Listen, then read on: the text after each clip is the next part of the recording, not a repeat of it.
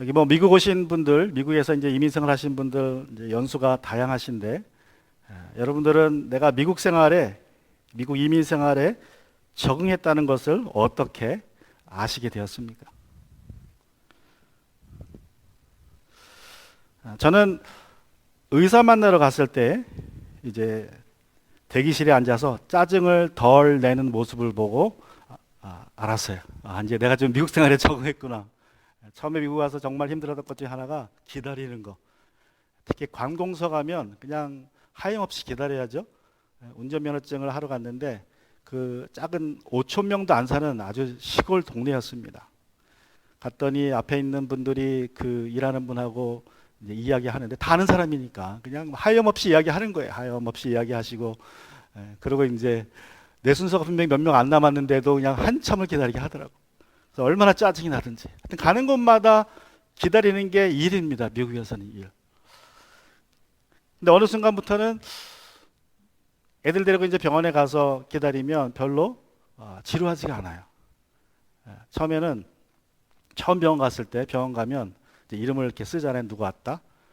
그러면 좀 앉아 있으라 그래요. 그럼 또 이제 한참 앉아 있다가 이름을 부릅니다. 그래서 이제 됐구나 그러고 들어갔어요. 그랬더니 안에 또 대기실이 있는 거예요. 그래서 또 거기서 기다리고 길면 진짜 1시간 정도 가서 또 기다리고. 그래서 참 기다리는 거 힘들다.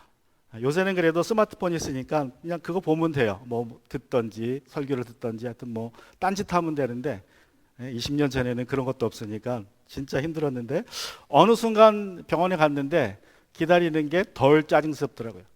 그냥 그러려니 하고. 그래서 제가 속으로 나도 이제 미국 생활에 많이 적응했나 보다라고 생각을 했습니다. 이제까지 살펴보았던 신실한 종과 신실하지 못한 종의 비유와 그리고 지난주 살펴봤던 열처녀의 비유, 이 두 주제의 비유는 기다림입니다. 기다림. 예수님은 예상보다 빨리 오신다고 오실 것이라고 생각하고 만사를 제쳐두고 교회에 와서 그냥 교회 일만 집중하는 것은 예수님이 원하는 바가 아닙니다. 또 예수님이 생각보다 늦게 오실 것 같으니까 오늘을 그냥 신나게 놀자, 나중에 예수님 모실 때 회개하고 돌아가면 되지 하는 태도로 사는 것도 예수님 맞을 준비가 아니라고 이 비유를 통해서 말씀하고 있습니다. 여러분, 우리의 기다림은 대기실에서 앉아가지고 멍청하게 아무것도 안 하고 이름이 불리기만을 마냥 기다리는 것이 아닙니다. 이제 그것을 분명하게 말씀하기 위해서 예수님이 달란트의 비유와 양과 염소의 비유로 제자들에게 말씀하십니다. 우리가 예수님을 기다리는 동안 그 대기실에서, 인생의 대기실에서 어떻게 기다려야 하나가 이제 앞으로 남은 이 두 비유의 주제라고 볼 수 있습니다.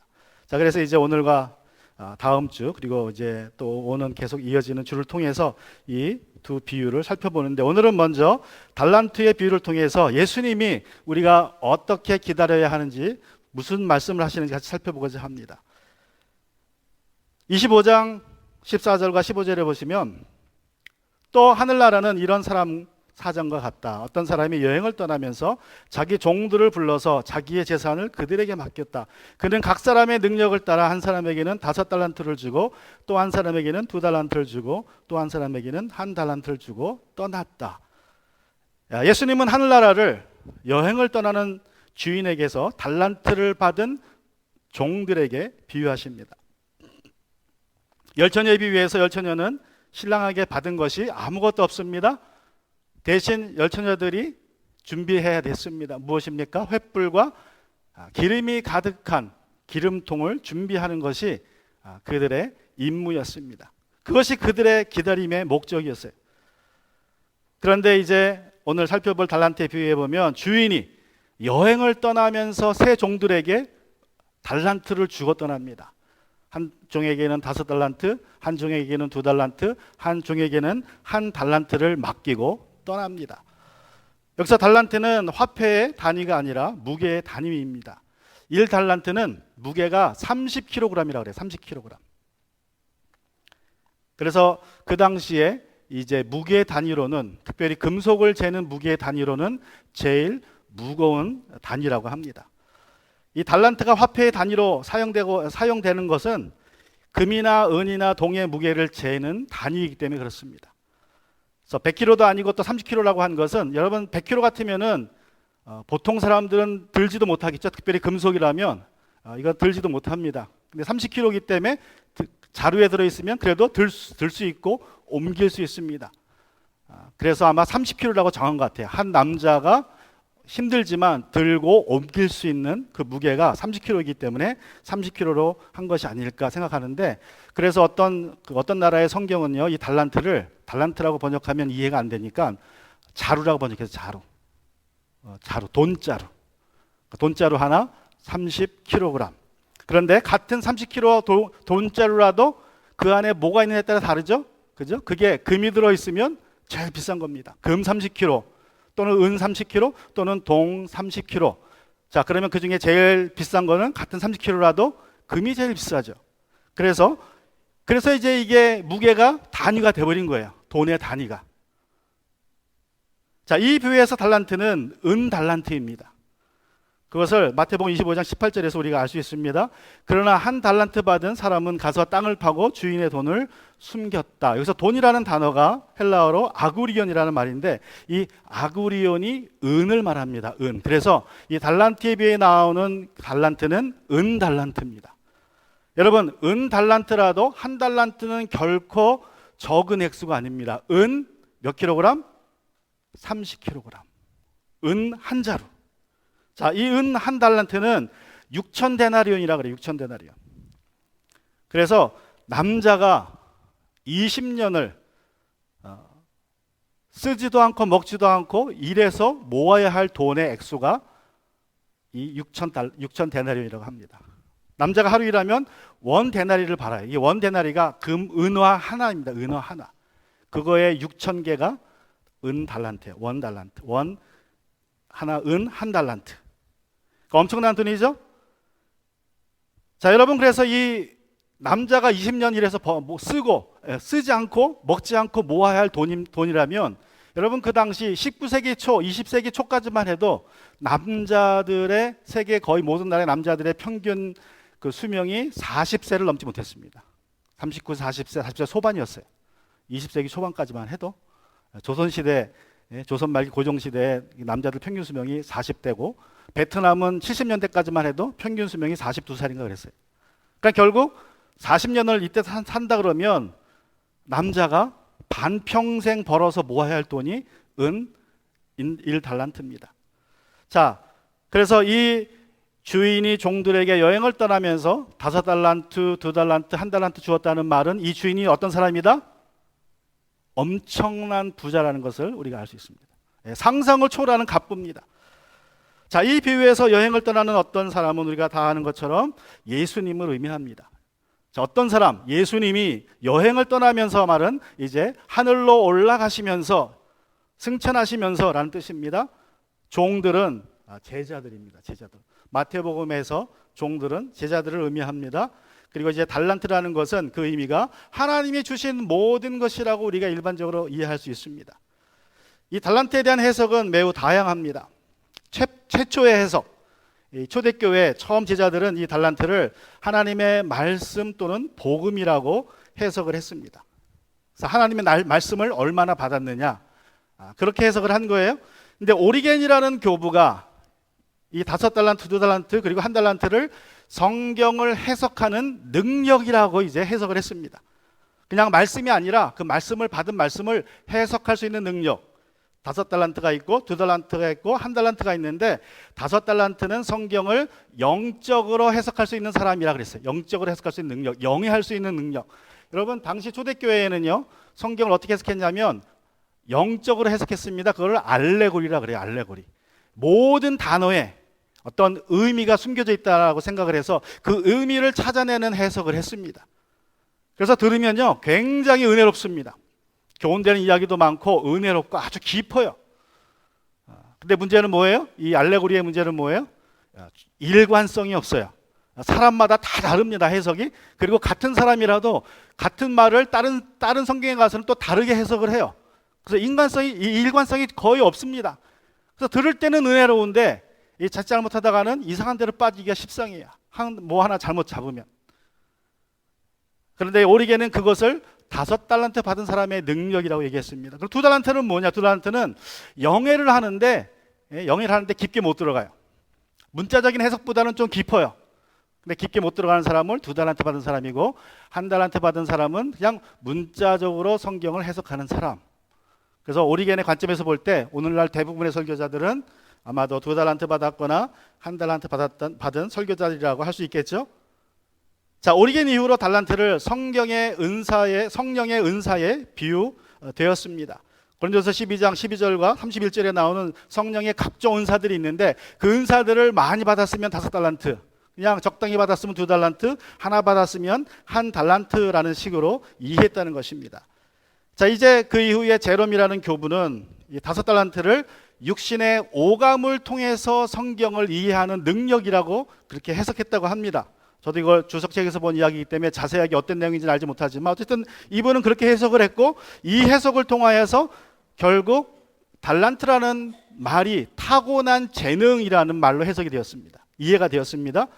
그리고 이제 이 해석이 더 발전을 해서 우리가 지금 아는 것처럼 달란트가 사회적인 지위, 부, 영향력으로 해석이 되었고, 중세시대 들어와서는 사람이 하나님께로 받은 모든 것들, 전부적인 성격, 재능, 그리고 다른 모든 것들이라고 이제 해석이 되고 있습니다.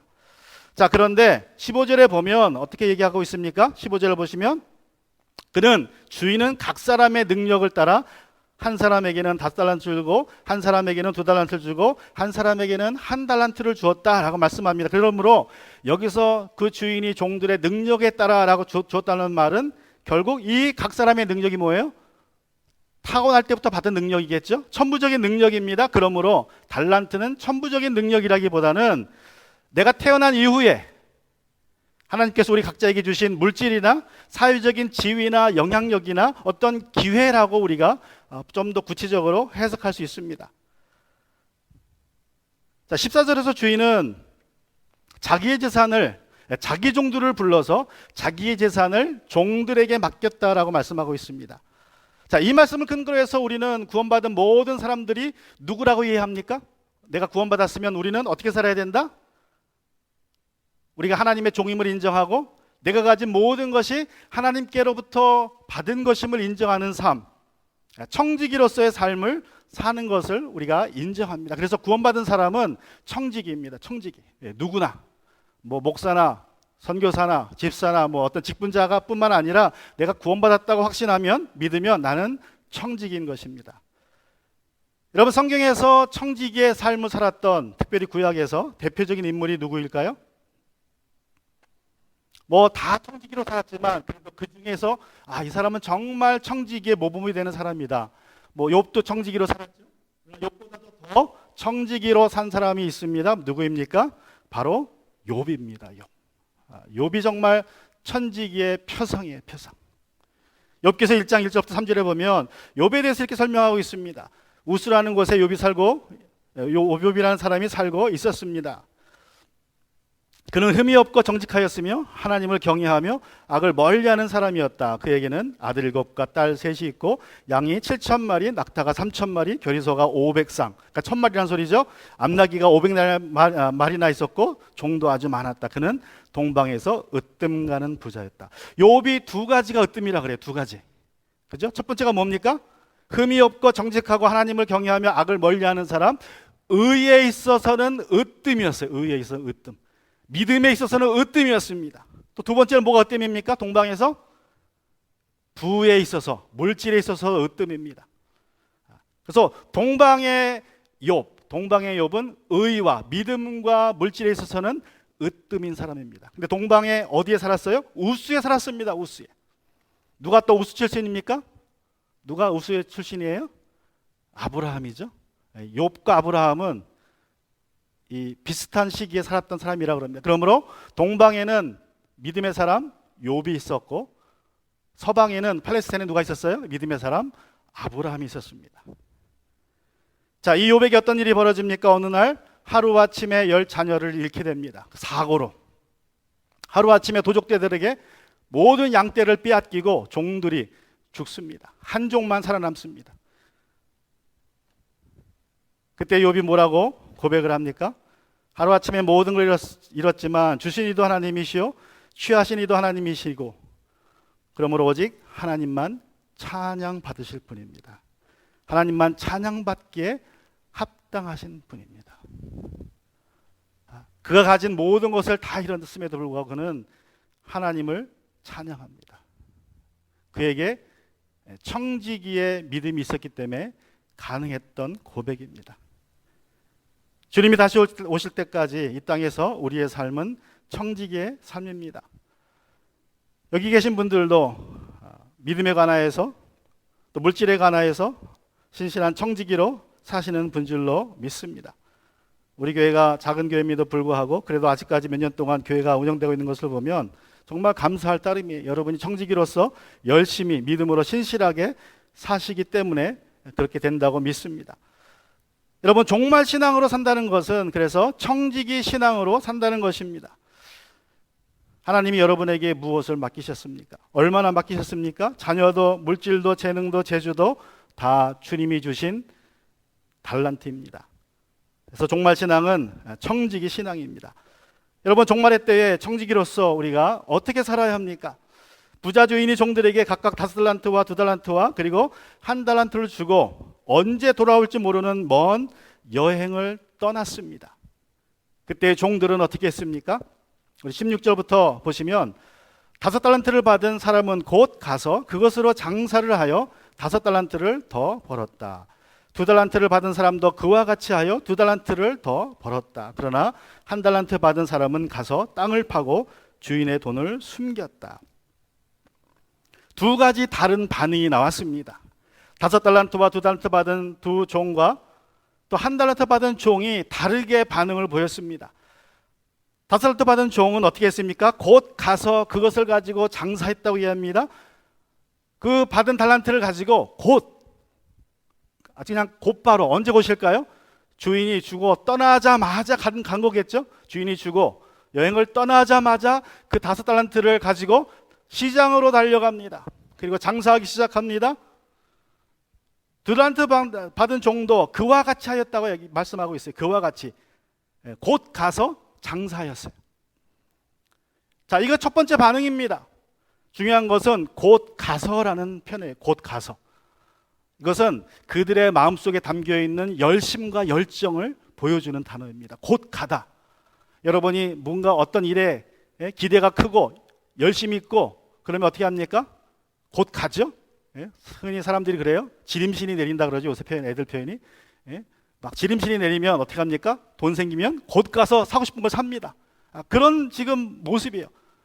그냥 기다리지 못하고 곧 가는 거예요.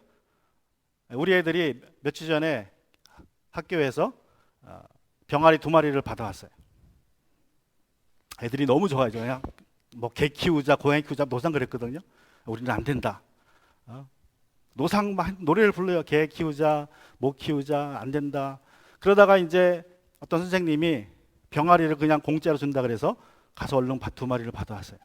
그랬더니 애들이 그 다음부터 새벽 5시에 일어나. 얼마나 그 마음이 기쁜지 애들이 그냥 5시에 일어나서 밥 주고 청소해주고 학교 갔다 와서 밖에서 놀아주고. 엊그저께는 둘이 이제 밥 먹는데 앉아가지고 소피아 헬렌이 그러더라고. 야, 내가 청소했으니까 네가 좀 먹이 좀 줘. 이제 싸워. 시간이 한 3주 지나니까 이제 열정이 떨어져가지고 서로 밀어. 이제 야, 네가 뭐 해라, 네가 뭐 해라. 여러분, 우리 마음에 열정이 있으면요 몸이 빨리빨리 움직입니다. 피곤하지도 않아요. 내일 소풍 간다 그러면 밤새 잠을 못 자도 아침에 눈이 번쩍 뜨이죠. 소풍 가서도 피곤하지 않습니다. 그게 바로 곧 가서라는 말에 들어있는 열정을 의미한 거예요. 주인이 5달란트 주니까 2달란트 주니까 그걸 받고 이 두 종들이 곧 가버립니다. 기다리지도 않아요. 곧 가서 장사하기 시작하고 그 돈으로 다시 5달란트 2달란트를 남겼습니다. 그런데 1달란트 받은 종은 어떻게 했습니까? 시장으로 달려간 것이 아니라 산으로 달려갑니다. 그 1달란트를 등에 지고 산으로 달려가서 땅을 파고 묻습니다. 19절부터 우리 21절까지 보시면 오랜 뒤에 종들의 주인이 돌아와서 그들과 세음을 하게 되었다. 자, 오랜 뒤에 이제 그들이 주인이 떠나고 장사한 지 오랜 뒤에, 땅속에 돈 묻은 지 오랜 뒤에, 이 오랜 뒤에라는 말을 통해서 우리가 알 수 있는 것은 무엇입니까? 그것은 바로 주인의 귀하니, 예수님의 재림이 우리 생각보다 늦어졌다라는 것이겠죠. 아주 늦은 뒤에. 그때 주인이 돌아와서 그들과 세문하게 되었다. 20절 보면 5달란트를 받은 사람은 5달란트를 더 가지고 와서 말하기를, 주인님, 주인께서 5달란트를 내게 맡기셨는데 보십시오, 5달란트를 더 벌었습니다 하였다. 그의 주인이 그에게 말하였다. 잘했다. 착하고 신실한 종아, 내가 적은 일에 신실하였으니 이제 내가 많은 일을 내게 맡기겠다. 와서 주인과 함께 기쁨을 누려라. 여기서 제가 표시는 안 했지만 이 첫 번째 종이 한 말의 핵심 표현 중에 하나가 보십시오란 말이에요. 보십시오. 보십시오. 이 흥분돼 가지고 하는 말이에요. 보십시오. 내가 남겨온 5달란트를 보십시오. 그것을 보고 주인이 잘했다, 착하고 신실한 종아라고 칭찬을 합니다. 또 2달란트를 받아서 2달란트를 남긴 종에게도 주인이 똑같은 칭찬을 하는 것을 보게 됩니다. 2달란트를 받은 사람도 다가와서, 주인님께서 2달란트를 내게 맡기셨는데 보십시오, 2달란트를 더 벌었습니다 하고 말하였다. 그의 주인이 그에게 말하였다. 잘했다, 착하고 신실한 종아, 내가 적은 일에 신실하였으니 이제 내가 많은 일을 내게 맡기겠다. 와서 주인과 함께 기쁨을 누려라. 자, 5달란트 받아서 5달란트 남긴 종에게, 2달란트 받아서 2달란트 남긴 종에게 주인이 똑같은 칭찬을 합니다. 잘했다, 착하고 신실한 종아. 여기서 착하다는 말은요, 그 마음의 성품을 의미합니다. 그 마음씨가 착하다는 거예요. 신실하다는 것은 그 행위를 의미합니다. 행위, 근면성을 칭찬하는 것입니다. 자, 즉 착한 성품이 신실한 행위로 나타나는 것이에요. 요한계시록에 보면 예수님은 7교회들을 이제 찾아가셔서 책망하시고 칭찬하십니다. 서머나 교회와 빌라델피아 교회는 칭찬만 받았어요. 라우디아 교회는 뜨겁지도 차지도 않다는 책망만 받았습니다. 에베소 교회, 버가모 교회, 두아디라 교회, 사대 교회는 칭찬과 책망을 다 받았습니다. 자, 예수님이 무엇을 보시고 칭찬하시고 책망하십니까? 7교회를 무엇을 보시고? 그 7교회의 행위를 보시고 칭찬하시고 책망하셨습니다. 여러분, 천국에는 3가지 책이 있다 그래요. 기념책과 행위책과 생명책이 있습니다. 어떻게 보면 이 3가지 책이 같은 책인데 다른 이름으로 불렸다고 생각이 되기도 합니다. 그러나 성경에 보면 말라기 3장 16절에 보시면 기념책이 있다 그래요.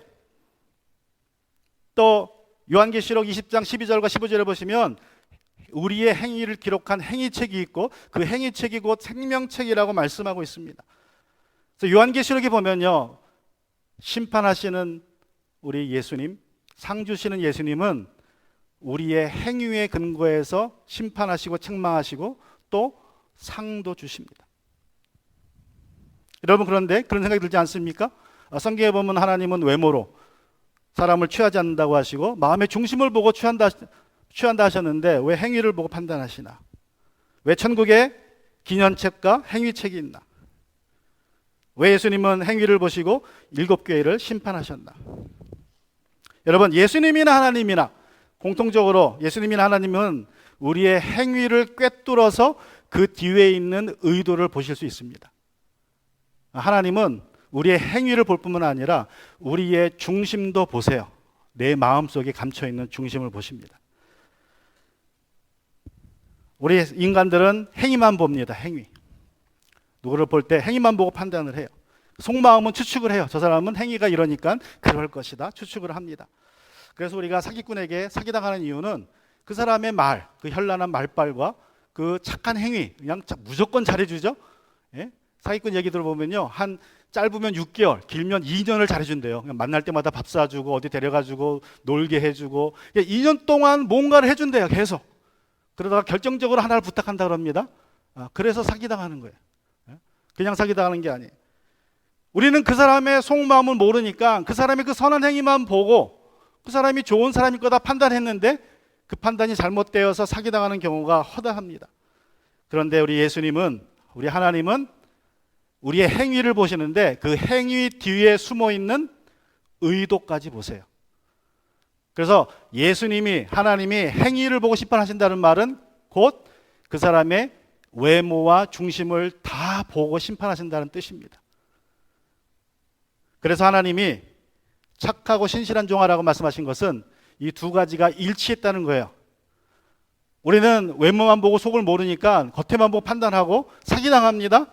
근데 하나님은 외모를 보시면서, 행위를 보시면서 그 의도를 보세요. 행위와 의도가 안 맞으면 뭐라 그럽니까? 외식하는 자요. 그래, 외식하는 자요. 이 사기꾼아. 바리새인들한테 했던 똑같은 말을 합니다. 이 사기꾼아, 네가 그렇게 하더라도 나는 네 속을 안다. 네가 아무리 그렇게 신실하게 기도하고 금식하고 말씀을 선포해도 나는 네 속을 안다. 이 사기꾼아, 이 외식하는 자요. 그래서 이 착하고 신실한 종아라는 말씀은 다른 말로 하면 가식이 없다는 겁니다. 겉과 속이 똑같다는 거예요. 우리 모두가 하나님께 받아야 할 칭찬입니다. 자, 이 돌아온 주인이 5달란트 남긴 종이나 2달란트 남긴 종에게 똑같이 칭찬을 한 후에 또 똑같은 말을 합니다. 무슨 말입니까? 내가 적은 일에 신실하였으니 이제 내가 많은 일을 내게 맡기겠다. 와서 주인과 함께 기쁨을 누려라. 1달란트는 남자가 20년을 일해서 먹지도 않고 쓰지도 않고 모아둔 돈이라고 말씀드렸습니다. 그러므로 이 5달란트와 2달란트는 아주 엄청난 돈입니다. 어떤 성경학자는 그렇게 표현했어요. 이 5달란트는요 100명의 일꾼들을 1년 동안 고용할 수 있는 돈이라고 했어요. 중소기업을 1년 운영할 수 있는 돈이 5달란트다. 그것도 작은 중소기업이 아니라 100명을 고용할 수 있는 아주 큰 중소기업입니다. 그런데 그것을 주인은 뭐라 그럽니까? 적은 일에, 내가 너에게 적은 일을 줬다 그래요. 왜 그렇습니까? 여러분, 인간의 관점에서 5달란트, 2달란트는요 엄청난 거금입니다. 나 같은 사람은 평생 만져보지도 못하고 보지 못할 돈이에요. 수십억입니다. 그런데 예수님은 그 돈을 적은 것이라 그래요. 적은 일에.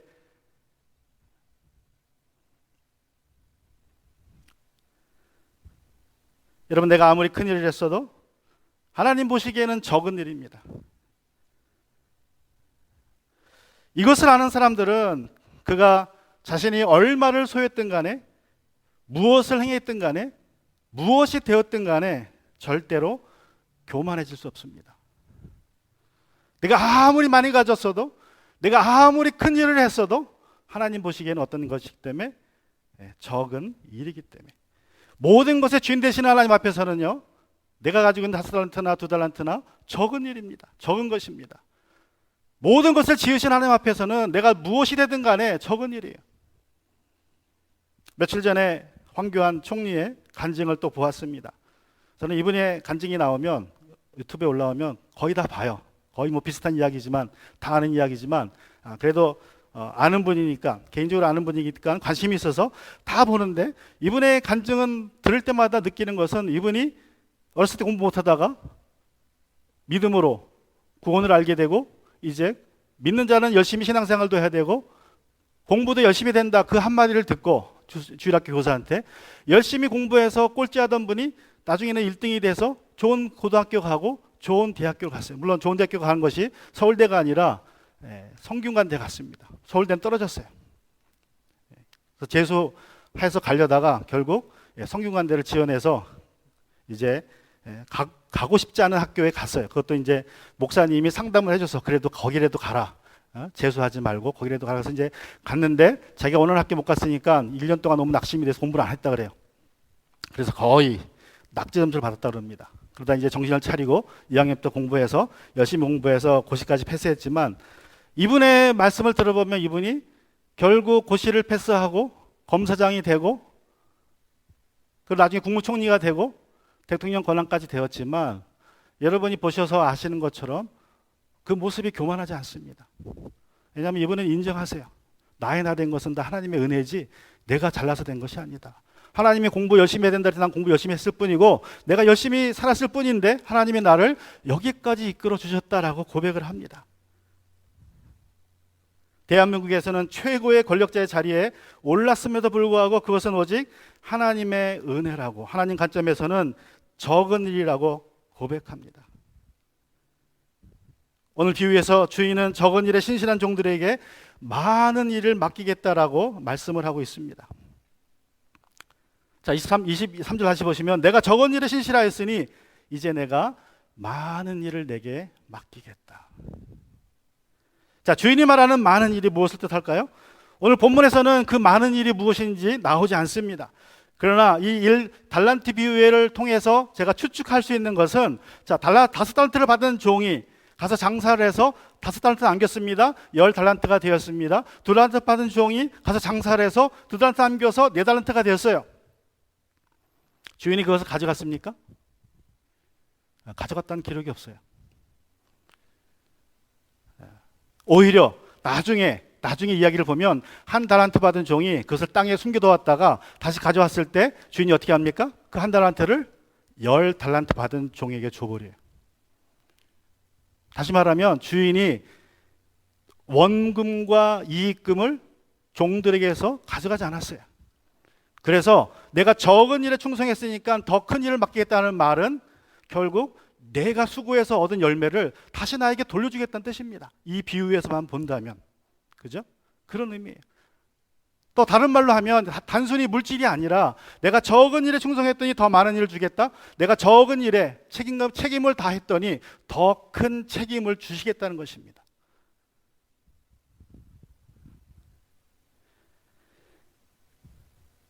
이 5달란트 맡은 종과 2달란트 맡은 종은 주인이 여행을 떠난 후에 자신들이 신실한 종이라는 것을 입증했어요.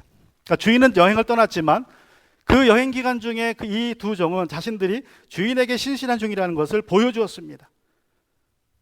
여러분, 우리가 이 땅에서 예수님의 재림을 기다리고 있는 동안 그 시간은 무슨 시간입니까? 그 대기실에서 시간은 그냥 멍청하게 천장만 쳐다보며 언제 내 이름을 부를까? 언제 주님 다시 오실까? 라고 기다리는 시간이 아니라 내 신실함을 입증하는 시간이에요. 시험 시간입니다. 우리는 시험 보고 있는 거예요, 사실은. 내 신실함이 얼마나 되는지 하나님 앞에 지금 우리가 시험 보고 있는 것입니다. 지난주에 우리 세 딸들이 성교표를 가져왔어요. 감사하게도 다 올해일을 받았습니다. 집에서 별로 공부도 시키지 않고 뭐 그냥 거의 관심을 안 둬요. 알아서 하겠지 하고 납두는데 다 올해일을 받았어요. 다 선생님들이 평가란에 아주 좋은 평가도 주었습니다. 기쁘기도 하지만 사실 이건 뭐 우리 애들이 잘나서가 아니라 미국 공교육이 좀 너무 많이 망가져가지고 공부를 안 해도 애들이, 한국 애들은 그냥 어지간히 공부해도 점수가 다 나와요. 어쨌든 중요한 것은요, 공부를 잘하면 12년 공교육 교육 기간 동안에 애들이 공부를 잘해서 그 점수가 좋으면 대학을 가죠. 공부를 아주 잘해서 학교에서 탑이 되면 장학금 받고 갑니다. 근데 그냥 장학금이 아니라 좋은 사립대학은 생활비까지 줘요. 그러면 그 돈이 한 10만 불 됩니다. 4년 동안. 그러니까 애들이 12년을 열심히 공부해서요, 예? 장학생이 되고 이게 수석으로 졸업을 하면 4년 동안 얼마를 버는 겁니까? 10만 불을 버는 거예요. 학비 5만 불, 생활비 5만 불을 학교가 그냥 대줘요. 장학금으로. 공부만 잘하면. 그러니까 아이들한테 이 12년은 어떤 12년입니까? 자기들의 그 실력을 증명하는 기간이에요. 그럼 거기에 대한 보상이 있습니다. 우리의 인생도 비슷합니다. 여러분, 12년 공부 잘해서 4년에 10만 불 보상받는 것처럼 우리 인생도 70년, 80년, 길면 100년, 120년 살면서, 길어봐야 진짜 120년인데 그 120년 살면서 120년간 내가 하나님 앞에 하나님 맡겨주신 그 적은 일에 신실했을 때, 나의 신실함이 입증되었을 때에 우리가 하늘나라 가면 하나님이 더 많은 일을 맡겨주시겠다고 말씀하셨어요. 그러므로 우리가 이 땅에서 청지기로서 착하고 신실하게 살아야 됩니다. 여러분, 우리는 출애굽한 이스라엘 백성들처럼 살지 말아야 됩니다. 그들이 어떻게 살았습니까? 여러분, 그들이 얼마나 많은 은혜를 받았어요. 정말 성경에 나오는 많은 사람들 중에서 그들만큼 은혜 받은 사람들이 없습니다. 그것도 집단적으로 한 민족이 얼마나 많은 기적들을 체험했습니까? 홍해를 건넜습니다. 그 바다가 쪼개지고 바다를 마른 땅 밟듯이 건너갔습니다. 마라에 쓴 물을 단물로 마시는 기적도 체험했습니다. 바위에서 콸콸 쏟아지는 생수도 마셔보았습니다. 매일 만나를 먹는 기적을 체험했고, 밤에는 불기둥으로, 낮에는 구름기둥으로 하나님의 임재를 체험했습니다. 여러분, 우리가 평생 사모해도 하나라도 겪지 못할 기적을 그들은 매일 겪었어요. 매일 체험했습니다. 그럼에도 불구하고 그들은 어떻게 됐습니까?